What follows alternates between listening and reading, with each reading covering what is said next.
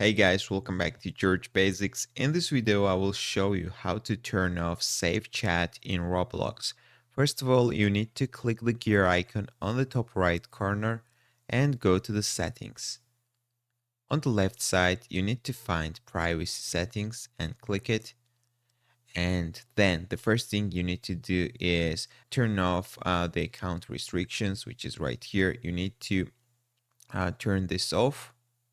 So when you turn this off, maybe it will ask you to enter your PIN code on Roblox. So you need to enter your PIN. Then you need to set communication on default. Then who can message me? You need to set to everyone. Right here, you need to set on friends, and who can text chat with me. You need to set everyone, guys. So that's all, guys. After you will set all of these settings, the save chat in Roblox will be turned off, guys. That's all I want to show you. If this video was helpful for you, don't forget to click the like buttons and don't forget to subscribe.